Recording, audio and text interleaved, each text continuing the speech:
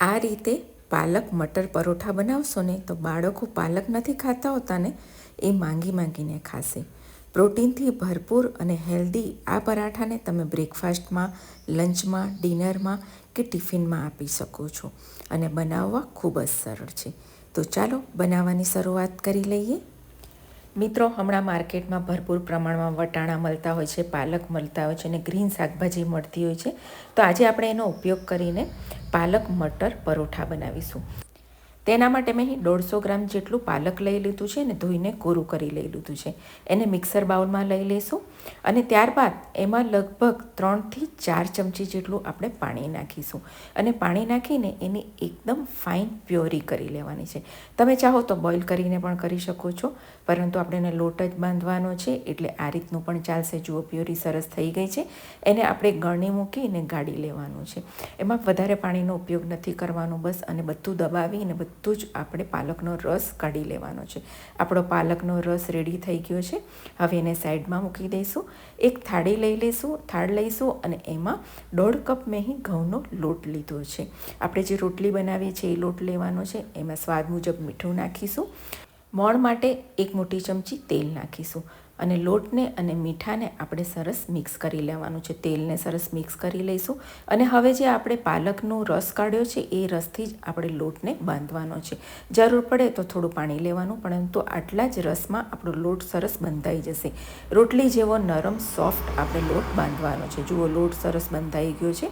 હવે એમાં થોડું તેલ નાખીશું અને લોટને 1 મિનિટ માટે આપણે સરસ મસળીને લીસો કરી લેવાનો છે. જુઓ, સરસ લોટ આપણો લીસો થઈ ગયો છે અને આટલો ઢીલો રાખવાનો છે. એને ઢાંકીને 10 મિનિટ માટે રહેવા દઈશું. હવે પૂરણ માટે મેં એક મિક્સર બાઉલ લઈ લીધો છે અને એમાં 2 કપ વટાણા લીધા છે. આપણે 2 વખતમાં પીસીશું એટલે અડધા વટાણા લઈશું અને એને આપણે પાણી વગર જ ક્રશ કરવાના છે અને દરદરા ક્રશ કરવાના છે. જુઓ, આ રીતનું, જે રીતે આપણે કચોરીનું મિક્સર કરીએ છીએ એ રીતનું જ રાખવાનું છે. આમ દરદરું રાખવાનું છે. એને કાઢી લઈશું. હવે મેં અહીં 3 મોટી ચમચી લીલું લસણ લીધું છે અને 3 મોટી ચમચી લીલા ધાણા લીધા છે. સાથે 5 લીલા મરચાં તીખા મેં લીધા છે. તીખાશ તમે તમારા ટેસ્ટ મુજબ લઈ શકો છો અને 1 નાનો ટુકડો આદુનો લીધો છે. અહીં પરોઠામાં તીખાશ લીલા મરચાંની જ હશે એટલે તમે તમારા પ્રમાણે નાખીશો. એને આપણે ક્રશ કરી લઈશું. જુઓ, સરસ ક્રશ થઈ ગયું છે. હવે એમાં બાકીના વટાણા નાખી દઈશું અને એને પણ આપણે દરદરું પીસી લેવાનું છે. આ સ્ટફિંગમાંથી તમે કચોરી બનાવી શકો છો, પરોઠા બનાવી શકો છો. જુઓ, આપણું સરસ મિશ્રણ રેડી થઈ ગયું છે. એને આપણે ભેગું કરી લઈશું. એક કઢાઈ મૂકીશું. કઢાઈ જાડા તળિયાની લેવાની છે. એમાં 1 મોટી ચમચી તેલ નાખીશું અને અડધી ચમચી રાઈ નાખીશું, અડધી ચમચી જીરું નાખીશું અને થોડું એમાં હિંગ નાખીશું. 5 ચમચી જેટલી હિંગ નાખીશું. ગેસની ફ્લેમ સ્લો રાખવાનું છે. રાઈ અને જીરું તતડી જાય ત્યાં સુધીને આપણે કૂક કરી લેવાનું છે. હવે 1 નાની ચમચી તલ નાખીશું અને તલને પણ તતડવા દઈશું. તલ સરસ તતડી જાય એટલે આપણે જે મિશ્રણ રાખ્યું છે વટાણાનું એ નાખીશું. ગેસની ફ્લેમ આ સ્ટેજ પર તમારે સ્લો રાખવાનું છે અને એને આપણે સરસ મિક્સ કરી લઈશું. મિક્સ કર્યા બાદ એમાં સ્વાદ મુજબ મીઠું નાખવાનું છે અને એને મિક્સ કરી અને ઢાંકીને આપણે લગભગ 2 મિનિટ માટે એને સરસ કૂક કરી લેવાનું છે. આ સ્ટફિંગને તમે બનાવીને 2 થી 3 દિવસ ફ્રીજમાં રાખી શકો છો. જુઓ, 2 મિનિટ થઈ ગઈ છું. હવે આપણે એને સરસ ફેરવી લઈશું. વટાણા આપણા એકદમ સોફ્ટ હતા અને આપણું પૂરણ પણ એકદમ સરસ દરદરું છે એટલે એને કૂક થતાં વાર નહીં લાગે. હવે એમાં 5 ચમચી હળદર નાખીશું. 1 મોટી ચમચી ધાણા જીરું પાવડર નાખીશું. એનું ટેસ્ટ ખૂબ જ સરસ લાગે છે. 1 નાની ચમચી જીરાનો પાવડર નાખીશું. 1 નાની ચમચી કાળા મરીનો પાવડર નાખીશું અને 1 નાની ચમચી વલિયારીનો પાવડર નાખીશું. સાથે ગરમ મસાલો નાખીશું 1 નાની ચમચી અને અહીં મેં દળેલી ખાંડ લીધી છે. 1 મોટી ચમચી, 1 થી 1.5 મોટી ચમચી આપણે દળેલી ખાંડ લઈશું. 1 મોટી ચમચી તલ લઈશું અને બધું જ આપણે સરસ મિક્સ કરી લેવાનું છે. મસાલા થોડા ચડિયાતા રાખવાના છે એટલે તીખાશ પણ થોડી ચડિયાતી રાખવાની, કારણ કે આપણે પરોઠા બનાવીએ છીએ એટલે ટેસ્ટ એનો સારો આવશે. જુઓ, બધું સરસ મિક્સ કરી લીધું છે અને હવે એમાં અડધા લીંબુનો રસ નાખીશું. ખટાશ અને મીઠાશ તમે તમારા ટેસ્ટ મુજબ લઈ શકો છો. હવે એને આપણે સરસ મિક્સ કરી લઈશું. જુઓ, આપણું સ્ટફિંગ એકદમ સરસ રેડી થઈ ગયું છે અને હવે એમાં આપણે 100 ગ્રામ જેટલું પનીર છીણીને નાખવાનું છે. પનીરની જગ્યા પર તમે ચીઝ પણ નાખી શકો છો, બાળકો માટે બનાવતા હોય તો, પરંતુ મેં અહીં પનીર લીધું છે. એનાથી બાઇન્ડિંગ પણ સરસ આવી જશે અને ટેસ્ટ પણ સારો રહેશે. જુઓ, સરસ મિક્સ થઈ ગયું છે. હવે ગેસની ફ્લેમ આપણે બંધ કરી દઈશું અને પૂરણને આપણે ઠંડુ થવા દઈશું. પૂરણ આપણું ઠંડુ થઈ ગયું છે. હવે લોટમાંથી આપણે મોટી મોટી સાઇઝના 4 બોલ બનાવી લઈશું. 4 પરોઠા બનશે, એને સરસ ગોળ કરી લઈશું. અને હવે એક બોલને આપણે સૂકા લોટમાં એટલે કે કોરા લોટમાં રગદોળી લઈશું અને મોટી રોટલી વણી લઈશું. આજે આપણે પોકેટ પરોઠા બનાવીએ છીએ, એટલે એકદમ સરસ મોટી રોટલી બનાવવાની છે.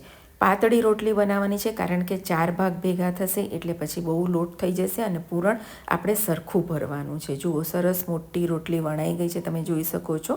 આટલી પાતળી અને આટલી મોટી તમારે રોટલી રાખવાની છે. હવે એમાં આપણે જે પૂરણ બનાવ્યું છે મટરનું એ લઈ લઈશું અને લગભગ 3 થી 4 મોટી ચમચી આપણે પૂરણ લેવાનું છે. પૂરણ થોડું વધારે જ લેવાનું છે અને એને આ રીતે આપણે ફોલ્ડ કરવાનું છે અને એક પોકેટ સાઇઝ બનાવી લેવાનું છે. જુઓ, સરસ. અને એને સરસ આ રીતે ચોરસ કરી લેવાનું છે હાથથી પ્રેસ કરીને. હવે એની નીચેની સાઈડ પર આપણે થોડા તલ લગાવીશું, લગભગ અડધી નાની ચમચી જેટલા, અને એને પ્રેસ કરી લઈશું. જુઓ, પ્રેસ કરી લેવાનું છે. ઉપર થોડો કોરો લોટ ભભરાવીશું અને હલકા હાથે આપણે પૂરણ એટલે કે પરોઠાને વણી લેવાનું છે. ધ્યાન રાખવાનું છે પરોઠા વણતી વખતે પરોઠા ફાટે નહીં એનું, અને એકદમ હલકા હાથે આપણે ચોરસ પરોઠો વણવાનો છે. જુઓ મિત્રો, તમે જોઈ શકો છો પરોઠો સરસ વણાઈ ગયો છે. બહુ જાડો નહીં અને બહુ પાતળો નહીં એવો પરોઠો, અને નીચે તલ કેટલા સરસ લાગી રહ્યા છે. આ જ રીતે આપણે બીજા પરાઠાને પણ વણવાનું છે. એને એક પ્લેટમાં લઈ લઈશું અને બીજા પરાઠાનાની પણ મેં રોટલી વણી લીધી છે. એમાં પણ આપણે સરસ પૂરણ ભરીશું અને એને પણ પોકેટ કરી લઈશું. મિત્રો, આ પરોઠા જે ગ્રીન કલરના છે ને, તમે બાળકોને આપશો ને તો એ લોકોને ખૂબ જ પસંદ આવશે. તમારી કિટ્ટી પાર્ટી હોય અથવા કોઈ ગેસ્ટ આવવાના હોય ને તો પણ તમે આ પરોઠા બનાવશો ને તો ખૂબ જ સરસ લાગશે. અને 2 પરોઠામાં તમારું પેટ ભરાઈ જશે, કારણ કે ખૂબ જ હેવી છે. અંદર પનીર છે, વટાણા છે, પાલક છે અને ખૂબ જ હેલ્ધી પણ છે. જુઓ, મારા બધા જ પરોઠા વણાઈ ગયા છે, 4 તમે જોઈ શકો છો, અને સરસ એકદમ વણાયા છે. હવે આપણે બધા જ પરોઠાને શેકી લઈશું. પરોઠાને શેકવા માટે મેં તવાને ગરમ કરી લીધો છે અને ગેસની ફ્લેમ આપણે એકદમ સ્લો રાખવાની છે, કારણ કે આપણો પરોઠો જાડો છે. નીચેની સાઈડ સરસ શેકાય એટલે આપણે એને પલટાવી લઈશું. ત્યારબાદ બીજી સાઈડને પણ આપણે શેકાવા દઈશું. પછી જ આપણે ઘી કે તેલ લગાવીશું. હું આજે ઘી લગાવું છું, તમે તેલ પણ લગાવી શકો છો અને બટર પણ લગાવી શકો છો. ઠંડી હોય એટલે ઘીનો ઉપયોગ વધારે કરવાનો, એટલે ઘીનો ટેસ્ટ વધારે સારો લાગે. જુઓ, મેં બંને સાઈડ ઘી લગાવી લીધું છે અને એને આ રીતે થોડું થોડું પ્રેસ કરતા જઈશું અને સરસ ક્રિસ્પી થાય ત્યાં સુધી આપણે શેકી લેવાનો છે. પરોઠાને શેકવાની સહેજ પણ ઉતાવળ નહીં કરવાની, નહીં તો અંદરથી એ કાચો લઈ જશે, કારણ કે 4 ફોલ્ડ થયા છે. જુઓ, આપણો પરોઠો સરસ શેકાઈ ગયો છે અને કલર પણ કેટલો સરસ આવ્યો છે અને તલ પણ કેટલા સરસ લાગી રહ્યા છે. આ જ રીતે આપણે બીજા પરાઠાને પણ શેકી લઈશું. તમે ચાહો તો આ પરોઠાને હાફ ફ્રાય કરીને એટલે કે હાફ શેકીને તમે રાખી શકો છો. જ્યારે કોઈ ગેસ્ટ આવવાના હોય વધારે તો તમે આ રીતે હાફ ફ્રાય કરીને રાખી શકો છો, અને પછી જ્યારે ગેસ્ટ આવે તો તમે એને આ રીતે વધારે સરસ શેકીને પછી સર્વ કરી શકો છો.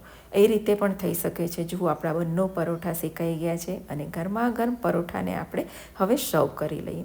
પરોઠાને જ્યારે સર્વ કરો ને ગરમા ગરમ, ત્યારે થોડો ઉપર ચાટ મસાલો નાખજો તો એની ફ્લેવર ઓર સરસ થઈ જશે.